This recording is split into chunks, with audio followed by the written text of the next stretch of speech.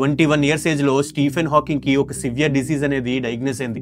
Doctors 3-4 ఏళ్ళ కన్నా ఎక్కువ బతకడని చెప్పేశారు.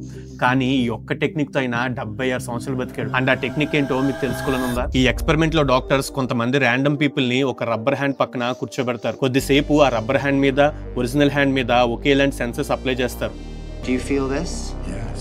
Do you feel this? Yes. Do you feel this? Yes. Do you feel this? Yes.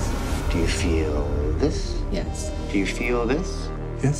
ఇంతేకాదు ice, fire, pin ఇలాంటివి వాడినప్పుడు కూడా వాళ్ళకి ఆ రబ్బర్ హ్యాండ్ కి తగిలిన ఫీలింగే తెలుస్తున్నట్లు చెప్పారు. కానీ అదే వాళ్ళకి కనిపించని రియల్ హ్యాండ్ కి తగిలినా కూడా వాళ్ళకి ఏమనిపించట్లేదు. Do you feel that?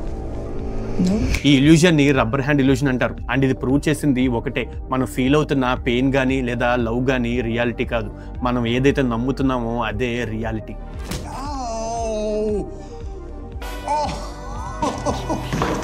You're good. Don't worry.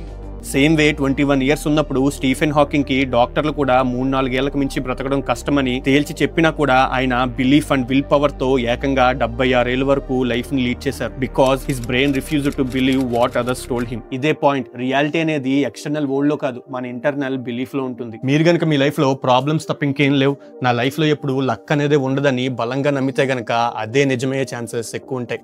అదే మీరు గనక నా లైఫ్ టఫ్ గా ఉంది కానీ నేను ఇంకెంత టఫ్ గా మారాలని ఆలోచిస్తే అండ్ మీ బ్రెయిన్ ని ఇలాంటి ఇల్యూజన్ లోకి తీసుకెళ్తే అప్పుడు ఖచ్చితంగా మీ గేమ్ అనేది చేంజ్ అవుతుంది. సో థింక్ వన్స్, నువ్వు ప్రపంచాన్ని ఎలా చూస్తావో అండ్ ఏది నమ్ముతావో అదే నీ వరల్డ్ ని షేప్ చేస్తుంది.